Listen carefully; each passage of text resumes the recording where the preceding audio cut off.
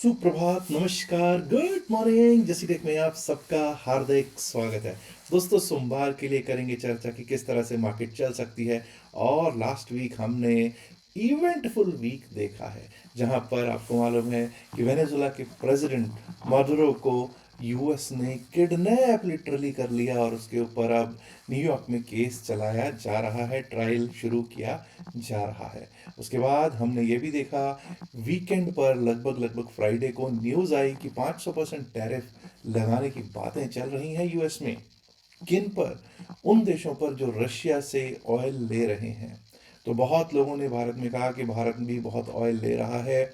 और इनफैक्ट अगर आप फोकस देखोगे प्रेसिडेंट ट्रंप का, तो वो भारत के खिलाफ कुछ ज़्यादा ही तेवर उनके जो हैं तेज हो रखे हैं, गर्म हो रखे हैं। लेकिन जो इंडियन इंडस्ट्री है, इंडियन इंडस्ट्री ने बिल्कुल क्लियर किया है कि उन्होंने, जैसे कि सबसे बड़ा हमारा जो रिलायंस इंडस्ट्रीज लिमिटेड जो कंपनी है, उसने कहा है कि दिसंबर में उन्होंने कोई भी कार्गो रशिया से नहीं लिया है ऑयल का।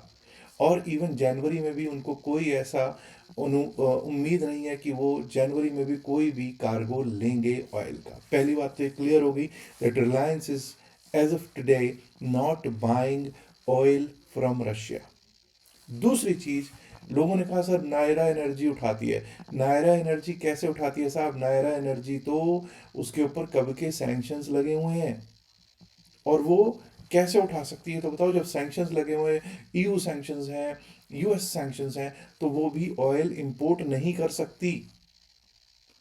अब किसने फिर नवंबर दिसंबर में कौन उठाया फिर ऑयल? पीएसयूज ने उठाया है, जो रशिया से ऑयल उठाया है। खैर, अब देखते हैं कि क्या बनता है। क्या ऐसा कभी पहले हुआ कि भारत के ऊपर कोई ऐसा दबाव आया? देखिए, रशिया के लिए तो भारत के ऊपर दबाव काफी समय से चल ही रहा था। लेकिन अगर आपको याद हो, 2018 में 2018 में दबाव ऐसा पड़ा था जब भारत ने वेनेजुला और ईरान से, हमारे पे दबाव था कि हम उनसे ऑयल ना लें, और कहीं ना कहीं हमने वो ऑयल लेना बंद भी कर दिया। ठीक है जी। चलिए, और दूसरी बात, अब एक और चीज़ है। जो यूएस कॉमर्स सेक्रेटरी हैं, उन्होंने क्या बयान दिया? उन्होंने बयान दागा कि भाई डील तो भारत और अमेरिका की हो जाती, लेकिन प्रधानमंत्री मोदी ने कॉल नहीं किया, फ़ोन कॉल नहीं किया प्रेसिडेंट ट्रंप को।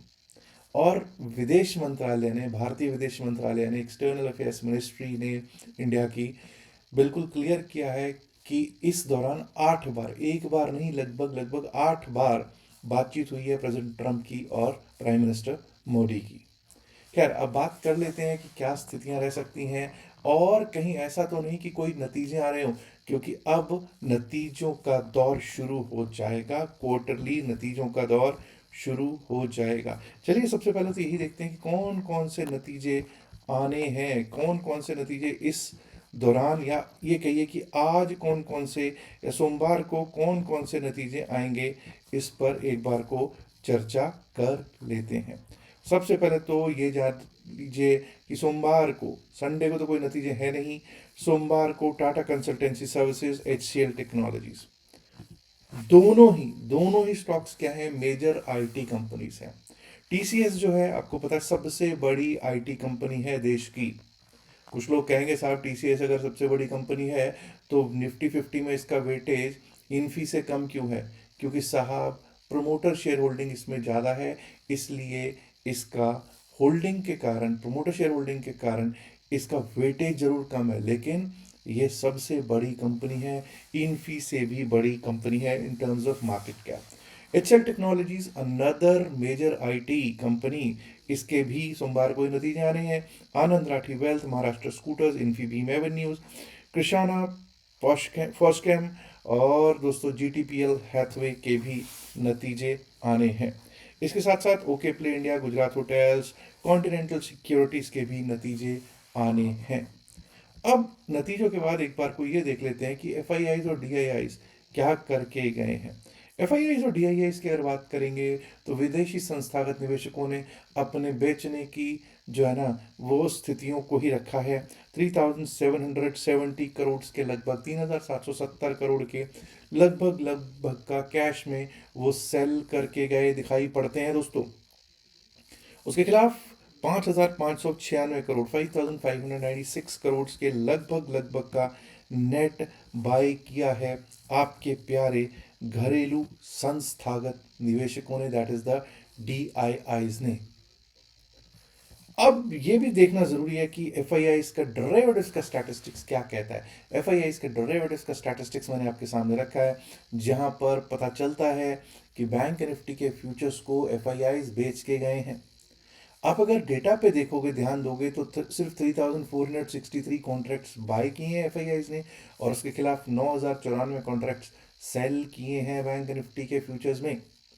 फिर निफ्टी में जरूर कुछ बाइंग की है, मिड कैप निफ्टी में भी ये सेल ही करके गए दिखाई पड़ते हैं। 3187 कॉन्ट्रैक्ट सेल, वनस्पत 1743 कॉन्ट्रैक्ट जो कि बाय किए हैं। निफ्टी फ्यूचर्स में भी ये बेच के ही गए हैं, लगभग दुगने कॉन्ट्रैक्ट्स बेचे हैं निफ्टी 50 के फ्यूचर्स में। अब दोस्तों एक बार को निफ्टी 50 की स्थितियां देखते हैं।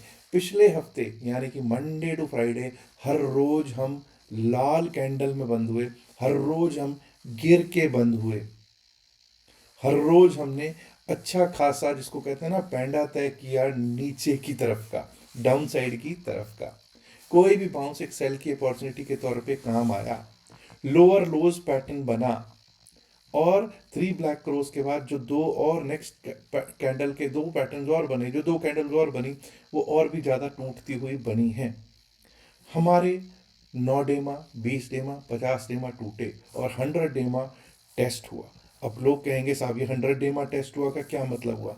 100 डेमा टेस्ट हुआ है, अगर हम बात करेंगे 25,660 के आसपास हमारा 100 डेमा है, और 25,623 तक हमारा लो लगा। 100 डेमा टेस्ट होके ऊपर को हम गए हैं ऑन निफ्टी 50।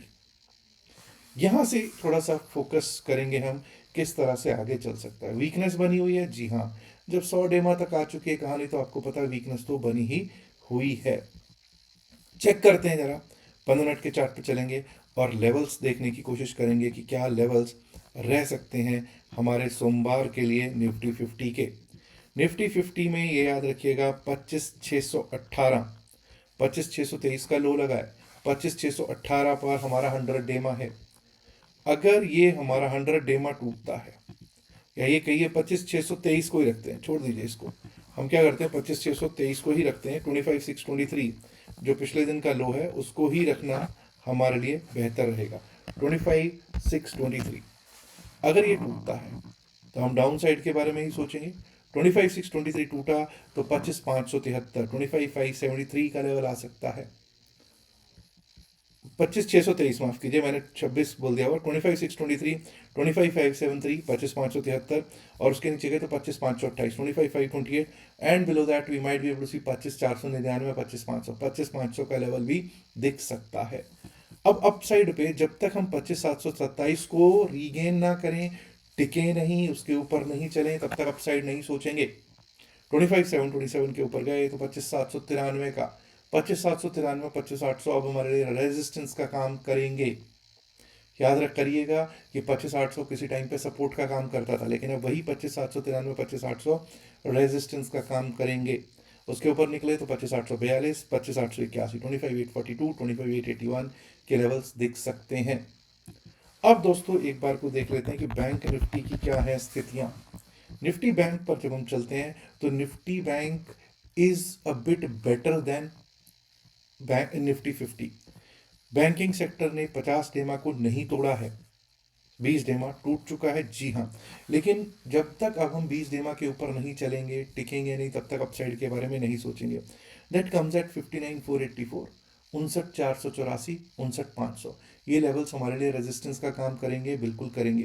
लेकिन अगर हम इसके ऊपर टिकना स्टार्ट किए तभी हम अपसाइड के बारे में सोचेंगे। 59,644, 59,644 की तरफ जाता हुआ देख पाएंगे, और अगर वो भी पार हुआ तो 59,740, 59,739, 59,739, 740 का लेवल्स देख सकते हैं।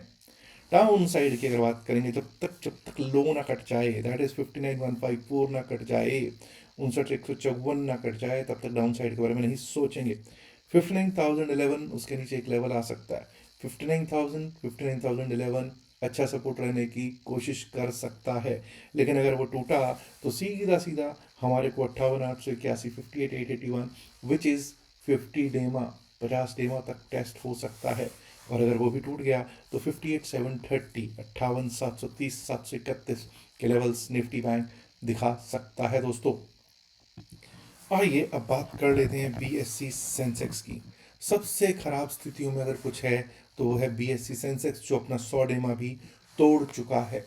तो जब तक अब हम रीगेन ना करें 100 डेमा को, until unless we regain the 100 डेमा on BSC Sensex, we are not going to go up, we are not going to think about upside। जब तक 100 डेमा को रीगेन ना करें, टिके नहीं, तब तक अपसाइड के बारे में नहीं सोचेंगे। 83,715, 83,715 है हमारा 100 डेमा। 83,715 के ऊपर अगर हम चलने लगेंगे, टिकने लगेंगे, तभी अपसाइड के बारे में सोचेंगे। उसके बाद लेवल आ सकता है हमारा 83,914, 83,914, और उसके ऊपर एक बार को 84,000, 84,000, and above that we might be able to see 84,115, 84,115, 116 का लेवल अपसाइड पे देखने को प्राप्त हो सकता है। वहीं अगर 83,402 which is the low of Friday, 83,402 cut जाता है डाउन साइड के लिए, तो हम डाउन साइड के बारे में सोचना स्टार्ट कर देते हैं। सबसे पहला लेवल दिख सकता है 83,241 का, 83,241 का, 83,241 भी कटा तो 83,100, 83,100, and below that we might be able to see 82,957 to 83,000, 82,957 से 83,000 के बीच में एक बार को लेवल्स आ सकते हैं बीएससी सेंसेक्स के। बात करनी है निफ्टी मिड कैप। जी हाँ, निफ्टी मिड कैप में मुझे मालूम है बहुत लोग ऐसे हैं जो कि बहुत अच्छा पैसा बनाते हैं। यहाँ पर लोग कहते हैं कि मूवमेंट अच्छी है और पैसा भी बनता है। मैंने भी काफ़ी बार ट्राई किया है, इसमें अच्छा पैसा बनता हुआ मैंने देखा है। निफ्टी मिड कैप 50 डेमा तोड़ चुका है। अब जब 50 डेमा हम तोड़ चुके हैं तो 50 डेमा के ऊपर जब तक हम चलेंगे नहीं, टिकेंगे नहीं, तब तक अपसाइड के बारे में नहीं सोचेंगे। 50 डेमा हमारे लिए रेजिस्टेंस है, इतना ध्यान रखना है। 50 डेमा है 13,719 पे, 13,719 पे। 13,719 के ऊपर अगर चलना स्टार्ट करेंगे, टिकना स्टार्ट करेंगे, तो 13,761, 13,761 का लेवल आ सकता है। और अगर वो पार हुआ तो 13,800, 13,840, 13,801, 13,843, माफ कीजिएगा, 13,801 और 13,843 के लेवल्स अपसाइड पे दिख सकते हैं। डाउन साइड पे अब जब तक 13,619 ना कटे, 13,619 पिछले दिन का लो है, और जब इतनी गिरावट आती है ना, तो ये पिछले दिन का लो होता है जो वो काफ़ी बार सपोर्ट कर जाता है। अगर ये सपोर्ट दे गया, 13,619 सपोर्ट दे गया, तो अपसाइड का एक दोबारा से रिवर्सल आ सकता है। बट अभी की स्थितियाँ बहुत कमज़ोर है। 13,619 अगर कट गया तो 13,573, 13,573, और अगर वो भी कट गया तो 13,546, 13,546। Below that we might be able to see 13,499, 13,499, और अगर वो भी कट गया तो 100 डेमा को टेस्ट करने के लिए निफ्टी मिड कैप तैयार हो जाएगा, which comes at 13,460, that is 13,460, 13,460 के लेवल्स। अब बात होनी है Nifty financial services, that is the fin Nifty index की। फिन निफ्टी इंडेक्स 50 डेमा के नीचे है, 27,382, 27,382 पर क्लोजिंग है। लोग कहेंगे साहब अब अगर 27,472 जो कि 50 डेमा इसके ऊपर टिकेगा तभी हम अपसाइड के बारे में सोचेंगे। आइडियली तो यही सोचना चाहिए, आइडियली यही सोचना चाहिए, लेकिन फिर भी एक लेवल मेरा बैठता है 27,417, क्योंकि जब कैंडल स्टिक्स पे देखते हैं तो 27,417 एक अच्छा रेजिस्टेंस लग रहा था अभी। तो अगर उसके ऊपर हम टिकने लग जाएंगे, उस रेजिस्टेंस के ऊपर 27,417 के ऊपर अगर रेजिस्टेंस है, उसके ऊपर टिकने लग गए, तो वही क्या बन गया, सपोर्ट बन जाएगा। 27,417 के ऊपर अगर हम टिकने लगेंगे तो हमारे लिए अपसाइड कर तैयार हो जाएगा 27,472 का।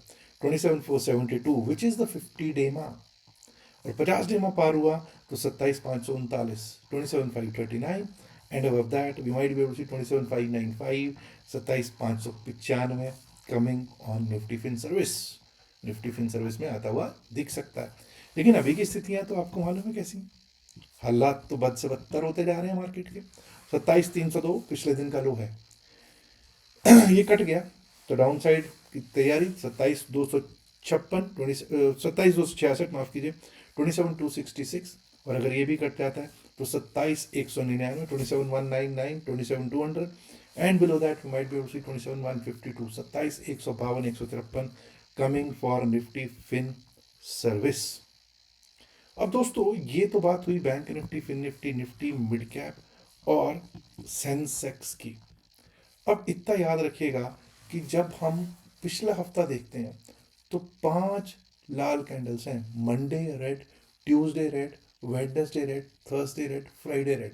When I talk 5 red candles, that is on Nifty 50।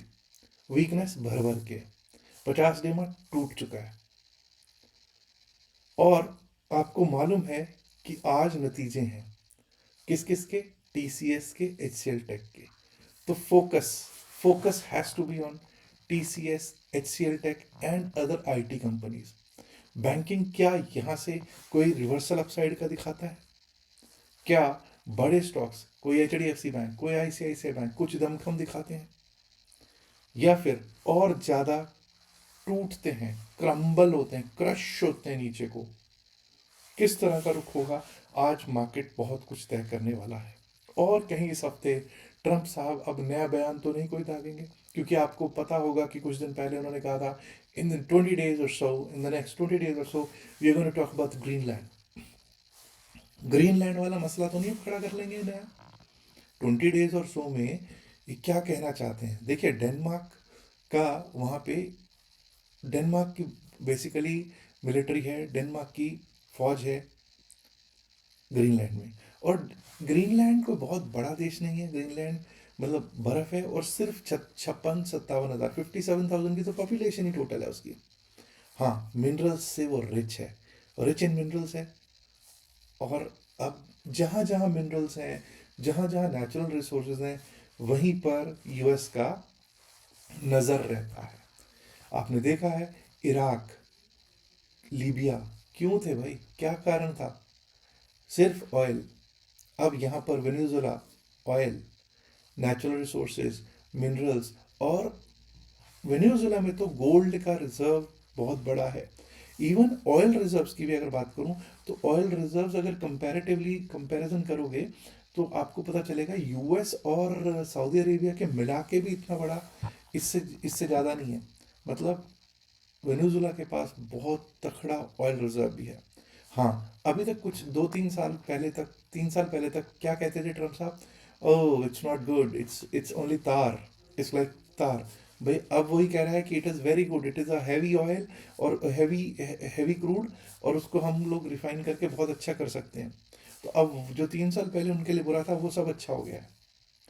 It's all it's all economics, it's all commercialise. हर चीज़, अब हर जंग जो है वो इसी पर ही चलेगी। तो भैया पैसा कितना इम्पोर्टेंट है, नेचुरल रिसोर्सेज कितना इम्पोर्टेंट है, इन चीज़ों से, इस चीज़ से हमें ये भी समझना बहुत ज़रूरी है। 15 तारीख से 15 जनवरी से 3 दिन का एक बैच भी स्टार्ट किया जा रहा है, जो कि बिल्कुल फ्री ऑफ कॉस्ट है। उसका कोई चार्ज नहीं है। उसका सिर्फ एक ही कंडीशन है कि आपका हमारे लिंक से अकाउंट होना चाहिए क्रिप्टो करेंसी का। अगर आपका अकाउंट है क्रिप्टो करेंसी का किसी कॉइन DCX में, किसी डेल्टा एक्सचेंज में, हमारे लिंक से नहीं है, तो आप खोल सकते हैं। दोनों लिंक्स मैंने नीचे description of the video, pin message of the video में दे रखे हैं। अगर आपका अकाउंट है तो नहीं है तो खोल लीजिए, और अकाउंट खोलने के बाद स्क्रीनशॉट आप नंबर पर शेयर कर दीजिएगा, जो वहाँ पे व्हाट्सएप नंबर दे रखा है हमारी टीम का। उसके बाद आपको ट्रेनिंग के लिए 3 दिन का जो ट्रेनिंग है 15 तारीख से, उसका लिंक भी मिल जाएगा। साथ में आपको व्हाट्सएप ग्रुप में भी ऐड कर लिया जाएगा। याद रखिएगा, जो भी बातचीत इस वीडियो में की गई है सिर्फ और सिर्फ एकेडमिक पर्पसेस से की गई है। इसमें यहाँ पर ये डिस्क्लेमर देना ज़रूरी है कि हम लोग सेबी रजिस्टर्ड नहीं है। कोई भी बाय सेल की लिए आप अपने फाइनेंशियल एडवाइजर से बात कीजिएगा। उम्मीद करता हूँ, इल्तिजा करता हूँ, गुजारिश करता हूँ कि अगर लाइक नहीं किया तो लाइक ज़रूर कीजिएगा इस वीडियो को, शेयर कीजिएगा इस वीडियो को अपने दोस्तों के साथ ऐसा संख्या में। एंड माय डियर फ्रेंड्स, अगर आपने अभी तक जस्ट टेक चैनल को सब्सक्राइब नहीं किया, देर किस बात की, सब्सक्राइब करना तो बनता है ना दोस्तों। शुक्रिया, नमस्कार, धन्यवाद and good luck, bye bye.